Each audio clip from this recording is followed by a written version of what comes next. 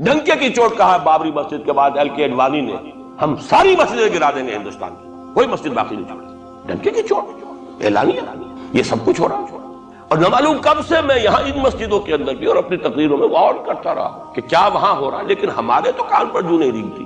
ہمارے تو وہی دھندے ہیں، وہی کاروبار ہے، اپنا بزنس ہے، اس کے سارے مسئلے ہیں، اس کی اپنی بلڈنگیں ہیں، اپنی موٹریں ہیں، اپنے ٹیلی ویژن ہیں، اپنے کئی کورسز کے ڈنرز ہیں. اللہ خیر صلی اللہ، ہمیں بحث کیا اسلام سے؟ تو بتائیے ہم سے بڑا مجرم کون ہوگا؟ آج جو کچھ ہندوستانی مسلمان پر بیت رہی ہے اس کا جرم ہمارے کندھے پر. یہ میں جذباتی انداز میں نہیں کہہ رہا، میں تو 2 اور 2 4 کی طرح ثابت کر سکتا ہوں. انہوں نے فرض کفایہ ادا کر دیا.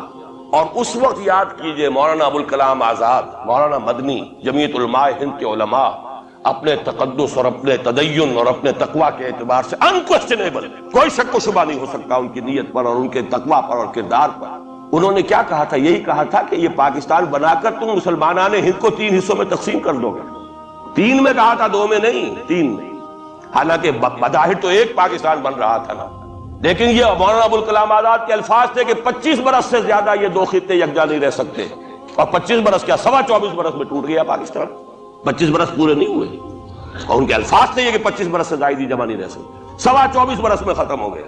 16 دسمبر 1971 کو پاکستان ختم ہو گیا کہ نہیں ہو 71 کو. بہرحال نوٹ کرنے کی بات ہے، ہم نے کیا کہا تھا؟ میں بھی مسلم لیگی تھا، میں نے بھی نعرے لگائے ہیں، چاہے غیر شعوری دور تھا، ہائی اسکول اسٹوڈنٹ تھا. پاکستان کا مطلب کیا، لا الہ الا اللہ، فلک شگاف نعرے لگائے ہیں. اور نوائے وقت کا پرچہ انتظار کرتے تھے اسٹیشن پر کھڑے ہو کر، حصار ریلوے اسٹیشن کے اوپر، کہ اب گاڑی آئی اور اب نوائے وقت لیا اور پھیل گئے پورے شہر میں اس کو پہنچانے کے لیے. ہم کیا کہا کرتے تھے؟ جی نہیں، 2 طرف سے پاکستان جو ہے مضبوط پاکستان ہوگا. ہندوستان میں کسی ہندو کو جرأت ہوگی مسلمان کے لیے کوئی میلی نگاہ سے دیکھنا نہیں؟ وہ سارے خواب کہاں گئے؟ وہ تو حرم ہوئے. وہ 2 طرف کا جفا تھا وہ تو ختم ہوا، اس لیے کہ وہ زنبور تو اب رہا ہی نہیں، وہ تو کھل گئی، نوٹ ہی ختم ہوئی وہ مشرقی پاکستان. اور حال یہ ہے کہ آپ کی وزیر اعظم بنگلہ دیش نے یہ بھی پسند نہیں کیا کہ بابری مسجد پر جو بیان تھا وہ نواز شریف صاحب کے ساتھ مشترک بیان دے دیں. یہ اشتراک بھی دنیا کے سامنے نہ آ جائے کہ مشرقی پاکستان سابقہ اور اس وقت بنگلہ دیش کی وزیر اعظم اور مغربی پاکستان جو اب وٹ ریمینز آف پاکستان کے تحت صرف پاکستان ہے، اس کے وزراء اعظم نے مشترکہ بیان دے دیا. یہ بھی نہیں آنا چاہیے. یہ حال ہے ہمارا. حالانکہ بات اپنی جگہ پر کوئی ایسی نہیں تھی، کوئی سیاسی نہیں، ایک مذہبی معاملے کے اوپر اظہار رائے کرنا تھا. انہوں نے کہا نہیں، آپ کے ساتھ مشترک بیان میں نہیں دوں گی. نہیں دیا. تو وہ جو تھا 2 طرف سے جب تھا وہ تو سن 71 میں کھل گیا. جو ہمارا حال ہے وہ تو ہونا ہی تھا. یہ ملک بنا اسلام کے نام پر، اس کا استحکام ہو سکتا تھا تو صرف اسلام کی بنیاد پر ہو سکتا تھا.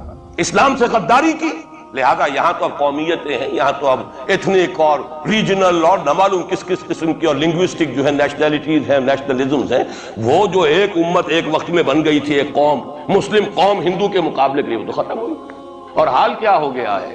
اس سے پہلے بھی کبھی کبھی ہندو مسلم فسادات ہوتے تھے. کیا سندھ سے مسلمان نہیں پہنچ جاتا تھا وہاں ریلیف کے لیے؟ کیا پنجاب سے اور سرحد سے مسلمان نہیں جاتے تھے؟ بہار نہیں گئے تھے؟ کیا کانپور کی مسجد شہید ہوئی تھی 1915 میں تو پوری ہندوستان سے مسلمان نہیں پہنچے؟ آپ کیا کر رہے ہیں؟ مندر گرا دیے. یہاں بڑی بہادری کا کام کیا، مندر گرا دیا. شرم سے ڈوب مرنے کا مقام ہے. یہاں بھی گویا کہ ہم اپنے عمل سے اسلام کی مخالفت کر رہے ہیں. اسلام تو اجازت نہیں دیتا. آپ کسی اور کے جرم کی سزا کسی اور شخص کو نہیں دے سکتے. ہمارے پاس تو یہ سیکریٹ ٹرسٹ ہیں. یہ لوگ ذمہ وہ اپنے آپ کو منواتے نہیں، لیکن ہمارے تصور سے، اسلام کے تصور سے ذمہ ہے. ان کی جان، مال، عزت، آبرو، ان کی عبادت گاہوں کی حفاظت کا ذمہ ہے ہمارا. ایک بڑی بہادری کی ہے. ذرا سوچئے تو صحیح کیا دنیا نے سوچا ہوگا اور نتیجہ کیا نکلا. اگر کسی درجے میں بھی بابری مسجد کی شہادت پر کوئی دنیا میں کوئی رائے عامہ ہو سکتی تھی، کوئی ہندوستان کے خلاف، ختم ہو گئی. جو انہوں نے کیا 10 گنا تم نے کر لیا. تم نے ایک مسجد گرائی ہے، تم نے اتنے 100 کہتے ہیں، پتہ نہیں مجھے تو معلوم نہیں 100 گرائے کتنے گرائے ہیں. بہرحال جتنے مندر تھے تم نے گرا دیے. فرق کیا ہے؟ ایک کردار ہے تمہارا، ایک ہی تمہارا اخلاق ہے، ایک ہی تمہارا معیار ہے، کوئی فرق ہی نہیں. بلکہ وہاں تو کم سے کم یہ تو رہا ہے دنیا کی آنکھوں میں دھول ڈالنے کے لیے کم سے کم یہ کہ فورن منسٹری جو ہے اس نے ڈیزائن کیا. ہم نے مان لیا کہ ہم نہیں کر سکے، ہم مجبور ہیں. حالانکہ سب ان کی اجازت سے ہوا ہے، بلکہ ان کی ملی بھگت سے ہوا ہے. لیکن یہ کہ کلیان سنگھ نے فوراً استعفیٰ دے دیا، منسٹری ختم. پھر وہ بھارت کی مرکزی حکومت نے اور بھی پارٹیز کو بھی بین کر دیا. اور اس کے بعد یہ ہے کہ انہوں نے حکومتیں بھی 3 اور صوبوں کی توڑ دی. وہ تو سرخرو ہو گئے پوری دنیا کی جو رائے عامہ ہے. ہم اس کے سوا کیا کر سکتے ہیں؟ ہمارا ایک دستور ہے، دستور میں جو بھی صوبائی حکومت ہوتی ہے اس کی اجازت کے بغیر ہم فوج بھیج نہیں سکتے۔ وہاں پہ صوبائی حکومت تھی، اس نے ہمیں یقین دہانی کرائی تھی، سپریم کورٹ کو بھی یقین دہانی کرا دی تھی کہ مسجد کو کچھ نہیں ہوگا، تو ہم تو اس کے اوپر ڈیپینڈ کر رہے تھے۔ ہے سب جھوٹ، سب کو پتا تھا جو کچھ ہوگا، اندر خانے ملی بھگت تھی، لیکن یہ ہے کہ کم سے کم انہوں نے فیس سیونگ کے لیے ان کے پاس مواد موجود ہے، آپ کے پاس تو وہ بھی نہیں۔ آپ کے تو اخبارات میں لکھا ہے کہ کارپوریشنز کے ٹریکٹرز جو ہیں گئے ہیں گرانے کے لیے، اور وزراء جو ہے، ایک وزیر کا نادر پرویز کا تو نام آیا ہے، اخبار میں خبر تھی، ہم نے بھی پڑھی تھی، فوٹو بھی دیکھا تھا کہ وہ خود ہاتھ میں پھاوڑا لے کر جو ہے وہ منظر گرانے کے لیے چلے۔ یہ جو صورتحال ہے جان لیجئے، اس وقت میں آپ کو بتانا چاہتا ہوں ہندوستان کے مسلمان پر تو جو قیامت بیت رہی ہے۔ میں نے اپنا ایک تاثر کچھ عرصے پہلے یہاں پہ شاید بیان کیا تھا، رہا ہے میرا تاثر، اور وہ ہے اصل میں وہ لاسٹ سپر جو ہے انجیل میں جس کا تذکرہ ہے حضرت مسیح علیہ السلام نے جو آخری کھانا رفع سماوی سے قبل کھایا ہے اس باغ میں جہاں روپوش تھے اپنے حواریین کے ساتھ۔ تو اس میں یہ الفاظ آئے ہیں، میں نہیں جانتا صحیح ہیں غلط ہیں، وہ ایک علیحدہ بات ہے کہ آپ نے وہ روٹی توڑی اور کہا کھاؤ، eat and this is my flesh, یہ میرا گوشت ہے کھاؤ، اور اس کو کہتے ہیں وائن، کوئی مشروب ہوگا جو بھی ہوگا، ڈالا کہ پیو، drink and this is my blood.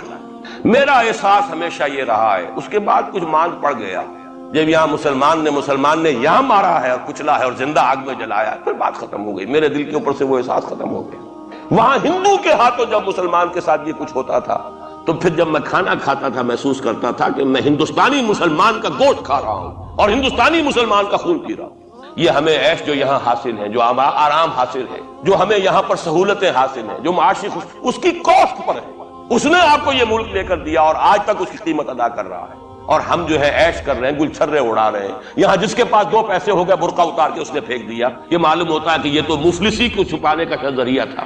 4 پیسے ہو، اچھے کپڑے پہنے ہوئے ہو، میک اپ صحیح کیا ہوا ہو، تو پھر برقعے کی کیا ضرورت ہے؟ اور میں نے شاید سنا ہے آپ کو، مجھ سے تو چند لڑکیوں نے یہ الفاظ کہے باقاعدہ۔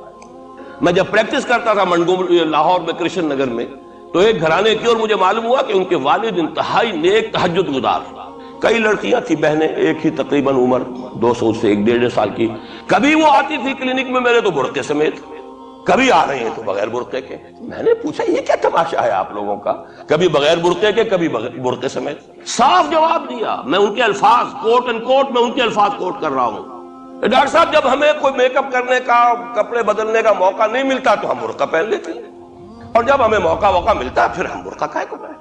تو گویا کہ اس کو چھپانے کا ذریعہ برقعہ ہے کہ کپڑے میلے ہیں، میک اپ نہیں کیا تو لہذا برقعہ پہن لیا۔ یہ ہے حال پاکستان میں اسلام کا جو ہم نے بنایا ہے۔ تو میں جو کچھ دیکھ رہا ہوں وہ یہ ہے کہ ہندوستان میں تو قیامت، اب وہاں جو آفیشیل فیگرز ہیں 1000 1200 کتنے ہیں، لیکن کم سے کم 10,000 آدمی، اور اب یہ چین ہے فسادات کی۔ کل کے اخبار میں احمد آباد کی تھی، کبھی کہیں ہے کبھی کہیں ہے، اور واقعہ یہ ہے کہ تبصرے یہ ہو رہے ہیں کہ ہندو فنڈامنٹلزم از آن دی رائز۔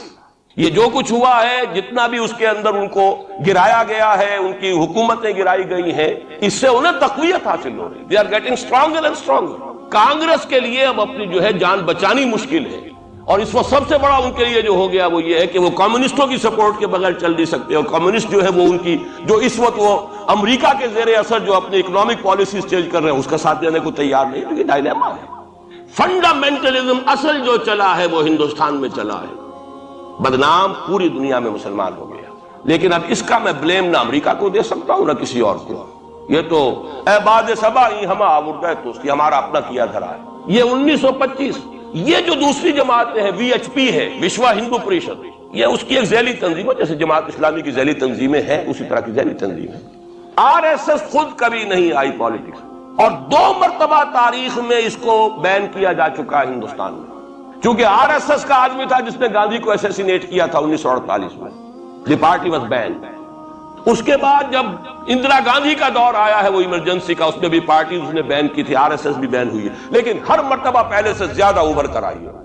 اور آج یہ سب کے سب وی ایچ پی والے، بی جے پی والے، یہ سب در حقیقت آر ایس ایس کے آدمی، کہ اس وقت ہندوستان میں مسلمانوں کی حالت بہت مخدوش ہے۔ کتنا بڑا انہوں نے قدم اٹھایا ہے، اور مسلمان کیا کر سکتا تھا؟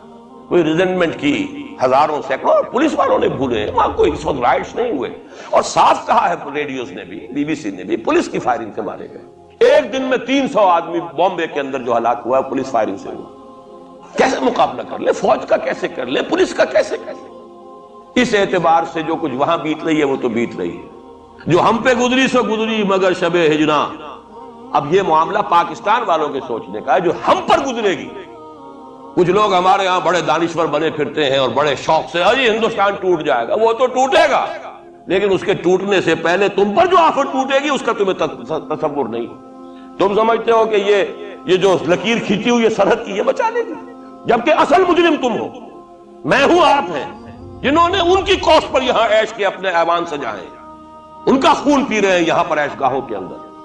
ہم ہیں اصل مجرم، تو ہم در حقیقت وہ عذاب الہی جو ہے بالکل سر پر آ چکا، اور یہ میں بتا چکا ہوں کہ اول نمبر مجرم مسلمانان عرب، نمبر 2 مسلمانان پاکستان۔ لیکن قوم یونس کی طرح سے ایک امکان ہے کہ ہم ابھی توبہ کریں، روئیں، گڑ گڑائیں، فیصلے کریں، زندگیوں کو بدلیں۔ انفرادی توبہ جب تک نہ ہوگی تو اجتماعی کیسے ہو جائے گی؟ افراد کے ہاتھوں میں ہے اقوام کی تقدیر، ہر فرد ہے ملت کے مقدر کا ستارہ۔ ہماری بیماری کیا وہ کر دے، میں بیٹھا رہا ہوں، میں تو اپنے دھندے، اپنی دکان، اپنا کاروبار، اپنی فرم، اپنا پروفیشن، میں تو اس سے نہیں لوں گا، اور لوگ کر دیں، بہت کریں گے، کچھ تھوڑے سے چندے دے دیں گے، بس بہت ہے۔ باقی ہمارے عیش، ہمارے کاروبار، ہمارے پروفیشن، ہم اس سے وقت کیسے نکال لیں؟ کیسے ممکن ہے؟